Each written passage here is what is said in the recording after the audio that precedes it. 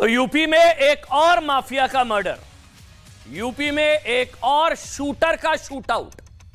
लेकिन खास बात यह है कि इस शूटआउट से यूपी का भाईचारा खतरे में नहीं आएगा और ना ही इस शूटआउट को किसी धर्म से जोड़ा जाएगा, क्योंकि इस शूटआउट में मरने वाले अपराधी माफिया का नाम अतीक अहमद नहीं है ना, नाम है संजीव महेश्वरी। संजीव को मारा, खतरे में नहीं आया भाईचारा।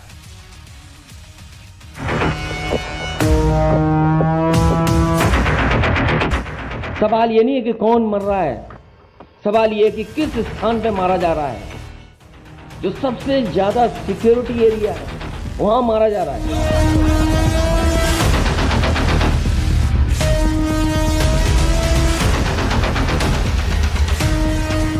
कोई हत्या करेगा उसे ये मालूम है कि वो बचेगा नहीं, उसको उत्तर प्रदेश की पुलिस पकड़ेगी और कानून के हिसाब से सजा दिलाएगा।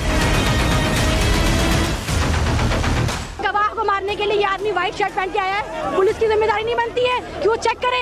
हम लोग सीओपी एग्जाम देके यहाँ आते हैं वकीलों की पैरवी करने, ये क्या कर रहे हैं? एक बदमाश था जो कि वकील की ड्रेस में आया था। शूटर एक है, उसने गोली चलाई, एक बच्चे के लगी, बच्चा खत्म हो गया, एक वकील साहब के लगी, एक पुलिस वाले के लगी। कुछ किसी अभियुक्त पे गोली चली है, बाद में जानकारी करने पर अभी जो नाम आ रहा है वो संजीव जीवा है, उन्हीं पर बताया जा रहा है। और इसमें जो मारने वाले जो है उसको भी पकड़ा गया है, उसको भी हॉस्पिटल पहुंचाया गया है। अपराधी था, उसी को मारने गोली आया था और भी बताया जा रहा है वकील के ड्रेस में थे ये लोग। सीएससी कोर्ट से लगातार फायरिंग की आवाज आई, जिससे अधिवक्ता उधर दौड़ते हुए गए, जहां पर देखा कि 3 लोगों को अंधाधुंध फायरिंग करके एक व्यक्ति ने, जो कि अधिवक्ता की ड्रेस में था।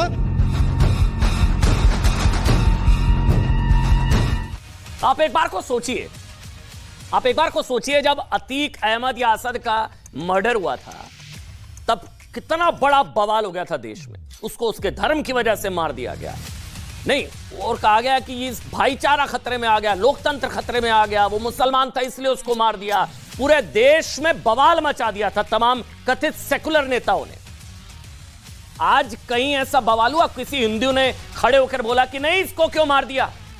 किसी हिंदू ने, कहीं कोई आवाज आपने सुनी कि किसी हिंदू ने खड़े होकर बोला हो कि नहीं इसको इसके धर्म की वजह से मार दिया? इस माफिया के मरने से भाईचारा खतरे में आ गया। माफिया संजीव को मारा, खतरे में आ गया भाईचारा। किसी ने कुछ कहा? कहीं कोई आपने शोर सुना? कहीं कोई भाईचारा, लोकतंत्र कुछ खतरे में आया? नहीं आया ना। यही फर्क है और यही फर्क साफ है। माफिया का धर्म नहीं होता, चाहे अतीक हो, असद हो या संजीव हो। आज लखनऊ की कोर्ट में दिन दहाड़े जिस गैंगस्टर को मारा गया उसका नाम संजीव महेश्वरी था, लेकिन अंडरवर्ल्ड में वो जीवा के नाम से कुख्यात था। माफिया मुख्तार अंसारी का वो राइट हैंड था, इसलिए कहा जा रहा है अब मिट्टी में मुख्तार का माफिया। 1995 में यूपी के गेस्ट हाउस कांड में बीएसपी अध्यक्ष मायावती की जान बचाने वाले बीजेपी नेता ब्रह्मदत्त द्विवेदी हत्याकांड का मुख्य आरोपी संजीव महेश्वरी बीजेपी विधायक कृष्णानंद राय की हत्या का आरोपी था। शक्ल आपके सामने है। और 22 से ज्यादा अपराधों में आरोपी था संजीव महेश्वरी। ऐसे कुख्यात अपराधी की आज लखनऊ की कोर्ट में कई गोलियां मारकर हत्या कर दी गई। 2 तस्वीरें इस वक्त आपके सामने। एक अतीक अशरफ की हत्या, तब माफिया को मारा गया, मर्डर हुआ, और अब मुख्तार के करीबी का भी मर्डर हो गया। हालांकि लॉ एंड ऑर्डर को लेकर सवाल उठ रहे हैं कि कैसे खुलेआम दिन दहाड़े कचहरी के अंदर घुसकर ये वकील की ड्रेस में आए और इन लोगों ने गोलियां ताबड़तोड़ मारी। अतीक असद के दौरान भी ये सवाल उठे थे लॉ एंड ऑर्डर को लेकर, और यही सवाल अब भी उठे हैं कि कोर्ट कचहरी के अंदर खुलेआम माफिया को मारा, लेकिन क्यों मारा? कानून सजा देता, इसको लेकर सवाल उठ रहे हैं। लेकिन एक और माफिया का मर्डर हो गया है। संजीव महेश्वरी उर्फ जीवा की हत्या करने वाला अपराधी वकील के वेशभूषा में कोर्ट में आए थे। जिस तरह 15 अप्रैल को 2023 को प्रयागराज में माफिया डॉन अतीक अहमद और उसके भाई अशरफ की सरेआम हत्या की गई थी और हत्यारों ने पत्रकार बनकर यह हत्याकांड अंजाम दिया था। ये वो तस्वीरें याद है आपको? ठीक उसी तरह पुलिस की सुरक्षा में मुख्तार अंसारी के गैंगस्टर मुख्तार के माफिया जीवा का मर्डर कर दिया गया। कोर्ट परिसर में गैंगस्टर जीवा की हत्या करने वाले एक आरोपी को पकड़ लिया गया है। इस आरोपी का नाम विजय यादव है, जो कि यूपी के जौनपुर का ही रहने वाला है। ये अंदर घुसे, कोर्ट कचहरी के अंदर घुसे, वकील की वेशभूषा में थे। वहां पत्रकार बनकर ये कुछ मर्डरर्स पहुंचे थे और यहां वकील की वेशभूषा में पहुंचे और संजीव जीवा, मुख्तार का माफिया, खत्म, मार दिया गया। संजीव जीवा का शव देखकर यह पता चला है कि उसे 6 गोलियां मारी गई थी और अतीक अहमद की तरह उसके सिर में भी गोली मारने की कोशिश की गई, लेकिन इस शूटआउट में 2 पुलिसकर्मियों को भी गोली लगी है। कोर्ट में एक छोटी बच्ची को भी, उसे भी आईसीयू में भर्ती कराया गया।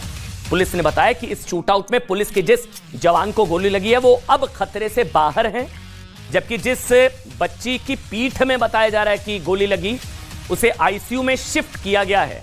लेकिन अभी यह पता नहीं चल पाया कि संजीव महेश्वरी उर्फ जीवा की हत्या करने वाले अपराधियों का मकसद क्या था। क्या रंजिश थी, क्या था, क्या नहीं था, यह नहीं पता लग पाया। उन्होंने जीवा की अतीक स्टाइल में हत्या की है, एकदम अतीक स्टाइल में। अपराधियों ने जिस वक्त जीवा को गोलियां मारी, उस वक्त कोर्ट की कार्रवाई चल रही थी। इसको नोट कर लीजिए, इंपॉर्टेंट चीजें जो अब बताने जा रहा हूं। जिस वक्त जीवा की गोलियां मारी गई, उसको गोलियां मारी गई, उस वक्त कोर्ट की कार्रवाई चल रही थी कचहरी में। कोर्टरूम में जज चेयर पर नहीं थे, पर बाकी स्टाफ कोर्टरूम में था। इस हत्याकांड के बाद कोर्टरूम में उपस्थित वकीलों ने शूटआउट के आरोपी विजय यादव को पकड़ लिया। अतीक वाले मामले में ऐसा हुआ था, जैसे उन्होंने गोली मारी उसको पकड़ लिया गया था। यहां पर भी विजय यादव के बारे में जानकारी मिली है कि वो जौनपुर के एक साधारण किसान परिवार से है। उसका कोई बड़ा क्रिमिनल रिकॉर्ड नहीं है। विजय यादव पर एक लड़की को भगाने और कोविड नियमों को तोड़ने का मामला हालांकि दर्ज है। वो पिछले 3 साल से मुंबई में रह रहा था। ये वो जो पकड़ा गया विजय यादव, वो भी हम आपको दिखा रहे हैं। 3 महीने पहले मुंबई से लौटा है। इसलिए सवाल यह कि क्या माफिया मुख्तार अंसारी के करीबी मुख्तार के माफिया की हत्या के लिए क्या सुपारी दी गई थी, ये सवाल है। उसने गोली मारी, एक बच्चे को गोली लगी है, ठीक है, जो कि ऑन द स्पॉट बच्चा डेथ हो गया है, छोटा बच्चा था। और एक वकील साहब जो जीवा जो बाराबंकी से आए थे, उनको भी गोली लगी है, कांस्टेबल के गोली लगी है, जो कि दोनों लोगों को घायल अवस्था में, तीनों लोगों को ले जाया गया। बच्चे की सुनने मारा कि बच्चे राउंड फायरिंग हुई है, कितनी राउंड?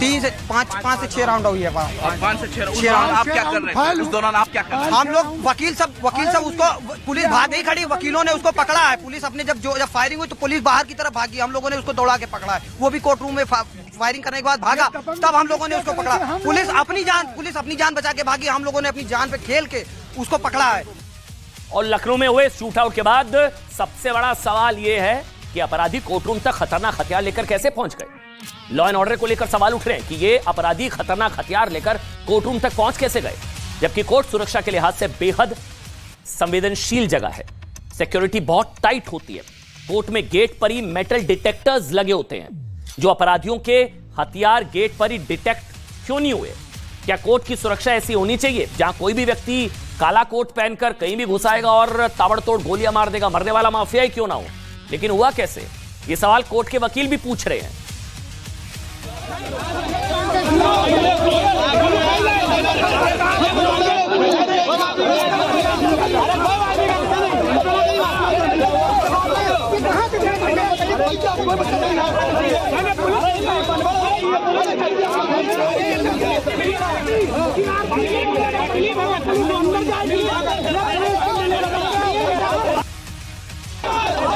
आपको बता दें, लखनऊ के कोर्टरूम में यह शूटआउट आज दोपहर करीब 4 बजे हुआ। बताया जा रहा है कि हत्यारों ने 5 से 6 राउंड फायर किए।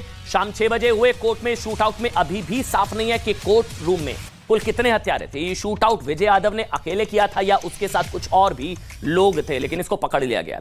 अतीक स्टाइल में हुए इस हत्याकांड के बाद विपक्ष को फिर से उत्तर प्रदेश की कानून व्यवस्था पर सवाल उठाने का मौका मिल गया। समाजवादी पार्टी के अध्यक्ष अखिलेश यादव ने कहा कि यूपी में कानून व्यवस्था की स्थिति बहुत गंभीर है। कांग्रेस ने कहा कि यूपी की स्थिति ऐसी है कि अब अदालतों के अंदर भी लोग सिक्योर नहीं है, सुरक्षित नहीं है। पुलिस सिक्योरिटी के बीच में पुलिस की जान जाना, कचहरी में जान जाना, थाने में जान जाना, कोर्ट में जान जाना, या तो सरकार हो सकता है जानबूझ करके खुली छूट दी हो तो जाओ जिसको जहां मारना है मार लो। ये आज के समय पे ये लोकतंत्र है, ये डेमोक्रेसी है, लॉ चलेगा ऐसे, कानून चलेगा ऐसे। सवाल ये नहीं है कि कौन मर रहा है, सवाल ये है कि किस स्थान पे मारा जा रहा है। जो सबसे ज्यादा सिक्योरिटी एरिया है, वहां मारा जा रहा है। जिस तरह दिन दहाड़े न्यायालय परिसर में लखनऊ में एक कुख्यात अपराधी की नृशंस हत्या हुई, वही लखनऊ का परिसर जो कुछ दिन पहले जहां वकील अपने आप को असुरक्षित महसूस कर रहे थे, सुरक्षा की गारंटी दी गई थी, वहीं मालूम था कि एक अपराधी लाया जा रहा है, कुख्यात अपराधी है, जिसमें पता चल रहा है तो कहाँ थी सुरक्षा, कहाँ है अमन चैन। साफ हो जाता है कि इस सरकार के वायदे झूठे हैं। और इस शूटआउट में ताजा अपडेट ये है, बड़ी खबर आपको बता दें, मुख्यमंत्री योगी आदित्यनाथ ने कोर्ट में हुए शूटआउट की जांच के लिए एसआईटी गठित कर दी है। एसआईटी में 3 सदस्य होंगे और ये एसआईटी कोर्ट रूम में हुए शूटआउट की जांच 1 हफ्ते में पूरी करके योगी सरकार को रिपोर्ट देगी। मुख्तार के जिस करीबी गैंगस्टर का मर्डर हुआ है, उसकी पत्नी ने 2 साल पहले ही, सुनिएगा ध्यान से, तथ्य को बड़ी खबर है, जिसका मर्डर हुआ है, जिस गैंगस्टर का, माफिया का, मुख्तार के माफिया का, उसकी पत्नी ने 2 साल पहले सुप्रीम कोर्ट के मुख्य न्यायाधीश को चिट्ठी लिखकर अपने पति की हत्या की आशंका जताई थी। बताया जाता है कि इसके बाद जीवा को बुलेट प्रूफ जैकेट पहनाकर कोर्ट में पेश किया जाता था, लेकिन आज उसे बिना बुलेट प्रूफ जैकेट के कोर्ट में पेश किया गया, जिसके बाद कोर्ट में हुए शूटआउट में जीवा मारा गया। जीवा का मर्डर हुआ, संजीव महेश्वरी। लेकिन सवाल अभी भी वही, संजीव गया मारा, खतरे में आया क्या भाईचारा? सोचिएगा जरूर इस सवाल को। और आज की एक और बड़ी खबर, देखिए हमने हमेशा कहा है ना, हम हमेशा कहते हैं देश नहीं झुकने देंगे ने, कि देश के प्रधानमंत्री का सम्मान भी देश का सम्मान है और देश के प्रधानमंत्री का अपमान भी देश का अपमान होता है। सरकारें और नेता आते जाते रहते हैं, लेकिन वो सब जिस भारत का प्रतिनिधित्व करते हैं, वो भारत पहले भी था, आज भी है और आगे भी रहेगा। इसलिए भारत के अपमान को, भारत को नीचा दिखाने वालों और देश को झुकाने वालों को कभी माफ नहीं किया जा सकता।